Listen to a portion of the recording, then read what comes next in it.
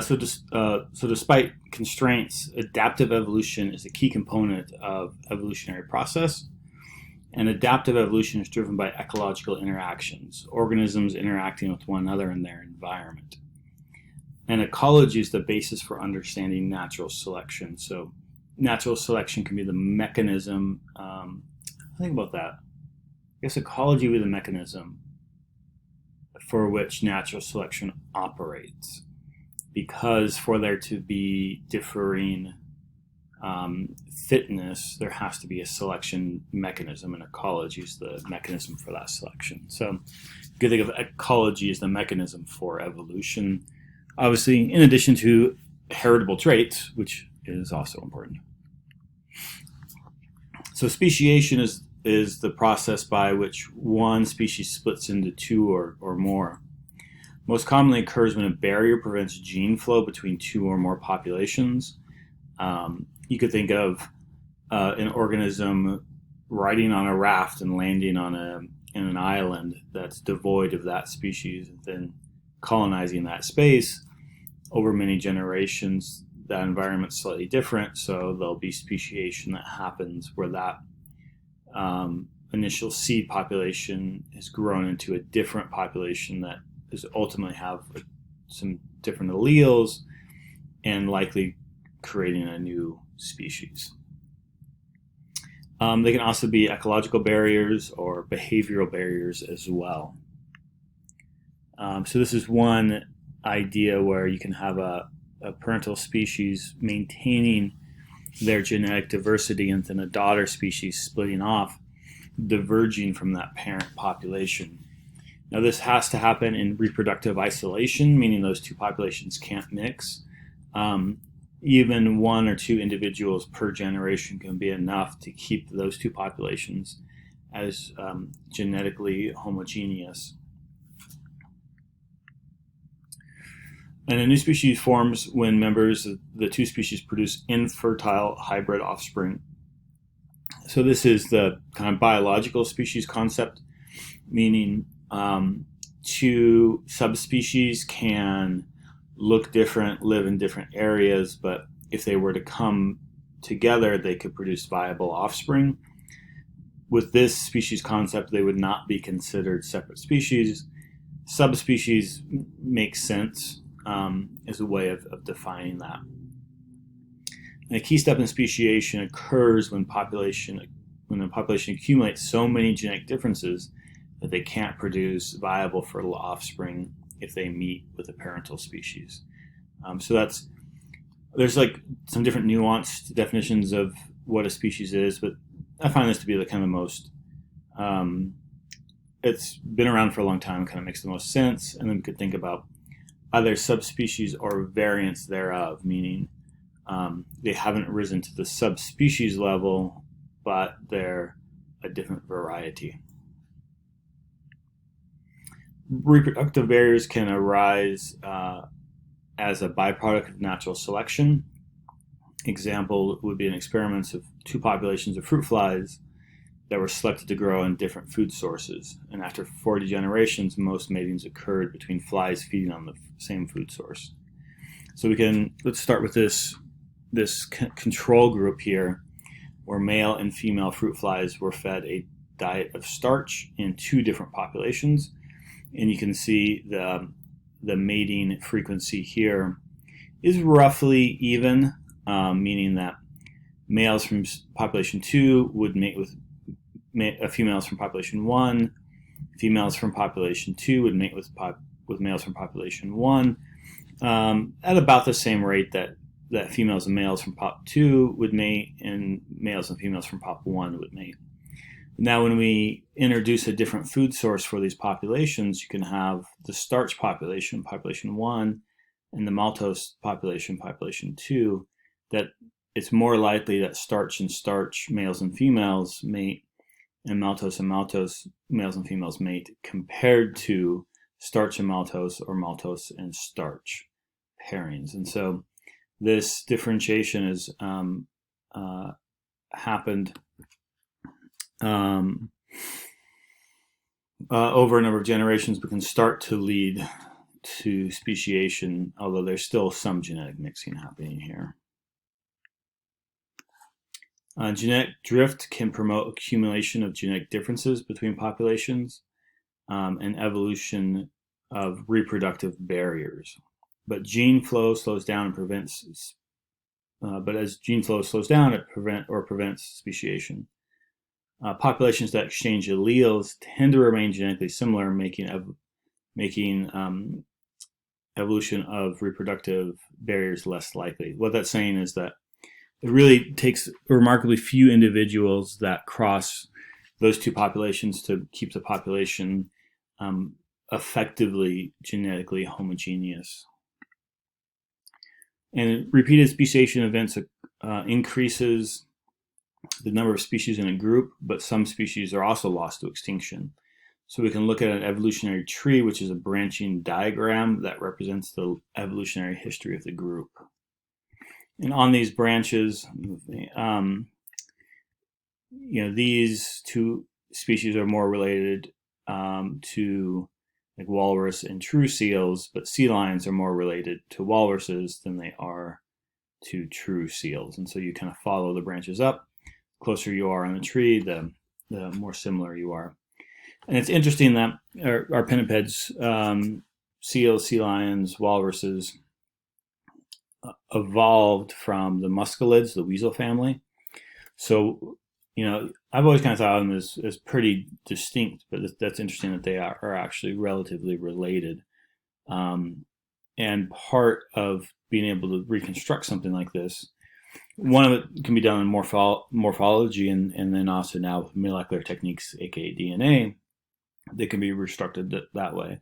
But as we can add the fossil record in, it starts to bridge some of these barriers where we can see the intermediate forms in the fossil record that went from muscelids to what we think of now as seals, sea lions, and walruses.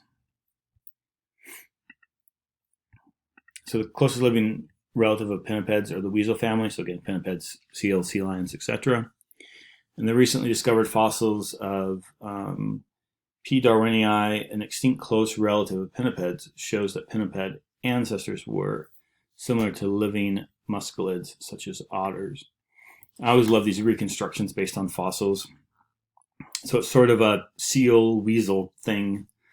I don't have a good scale. I'm kind of curious how big it was. I mean, in the upper image it looks monstrous, but it's hard to tell how big it was. So sort of a seal-esque thing that maybe still had fur and could walk on land. And then eventually, as we move to seals and sea lions and walruses, land mobility is decreased greatly, and it's evolved to a more, I guess there's a scale bar here, sorry, 10 centimeters. 20, 30, 40, 50. Yeah, so a meter long.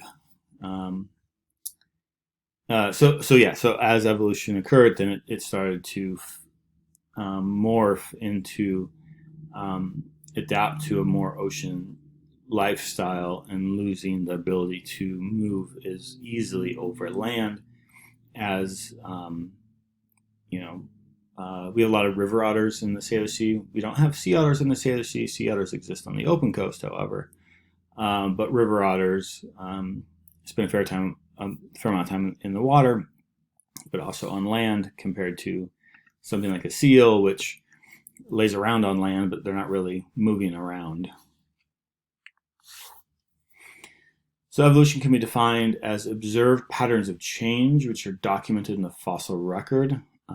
Life on Earth has changed greatly over time, going from prokaryotes, bacteria and archaea, to multicellular organisms starting about 2.1 billion years ago, the red algae.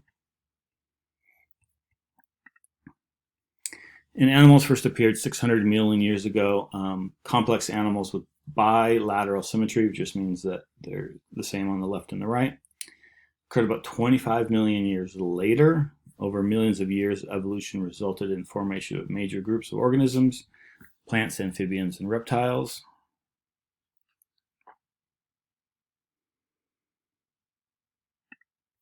The rise of one group is often associated with the decline of other.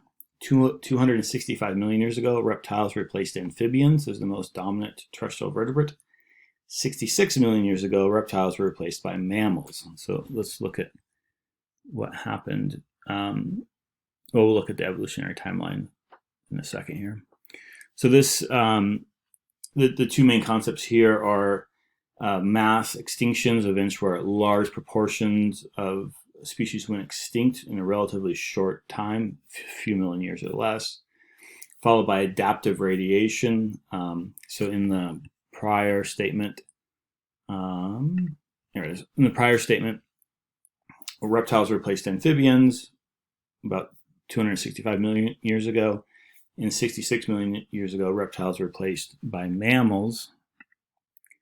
And so we can see these extinction events. This is where amphibians lost out and reptiles took over. And then reptiles went through a mass extinction event, and then mammals became the most dominant group. Mass extinctions remove competitor groups, allowing survivors to expand into new habitats and new ways of life. Adaptive radiations can occur when a group evolves major new adaptations. For example, stems that provide support and waxy cuticles prevent drying out, allow the adaptive radiation of terrestrial plants. And so as plants moved from aquatic environments to terrestrial, they needed both physical support and then a way of preventing desiccation. Once that trait exists in the population, it rapidly expands. And many of the great changes in the history of life are caused by ecological interactions. The first complex animals were soft-bodied. The largest ones were herbivores and filter feeders, and they were replaced by large, well-armed mobile predators and large, well-defended prey. And so this is that example of an arms race where a prey invents a mechanism, invents is the wrong word, I apologize, evolves a mechanism to reduce predation, and so the predator adapts, and there's a selection for a tool that defeats that defense. So then the prey comes up with a new defense, and the predator evolves a new solution to that defense, and you have this arms race. And that's what I was saying. So we can think of this as coevolution. So the coevolution of harder skin or scales or hard body parts, and then the coevolution of, piercing teeth, things like that. This is an interesting example of the apple maggot. When apples were introduced in North America, some apple maggot fly populations switched to eating apples and probably formed a new species. And so these fly maggots just honed in on apples, which were an introduced species to North America. And then populations of parasitic wasps that feed on apple maggots diverged to become honed in on these maggots that these fly maggots that are just eating apples. And so you've got to change, an introduced food source, apples, then you have a organism that's eating those apples, maggot flies, and they alter to being solely devoted to eating apples. Their predator, a wasp, then also co-evolves to being specialized in just eating the fly maggots that are only eating apples. And so you kind of have this like cascading coevolution out from an introduced food source to a speciation in a fly maggot to a speciation in the wasp that specializes in eating these guys. So this is the apple maggot, and this is the wasp that eats them. And this is an example of hybrids that can thrive. And so here we've got two different sunflower species that gave rise to a hybrid species, and this species grows in a drier environment than either of the two parental species. And so you can have a hybridization here that is a fertile hybrid, not a sterile hybrid. And then that's able to occupy new space that neither parent species could occupy. And so one way to think about this kind of in the broad context is this feedback loop where you've got evolutionary change, the tools involved in evolution, raw gene material, and then there's some form of selection that goes through. So you've got alteration at the population scale that's interacting with the community and ecosystem scale, and all of those forces are also driving ecological or evolutionary change. So ecological change in a population, community, or ecosystem can drive evolutionary change over short periods. So this is shorter term. And similarly, evolutionary change can alter events in the population, community, ecosystem. That's the blue. So introducing new genetic material, mutations, things like that. A change at one level of ecological organization can cause additional changes at some other levels, red arrows, as an increase in the population size of one species alters the nutrient cycling, for example, of the ecosystem. So we can have an adaptation to a new predator that can alter the ecosystem, that can then alter communities and populations, that then those are leading to either coevolution or additional evolutionary change. So it's a way of just thinking about the feedback loop associated with that. So this is the end of the lectures for chapter 6. I'll post the slides and be sure to take a look at the reading as well. Thank you.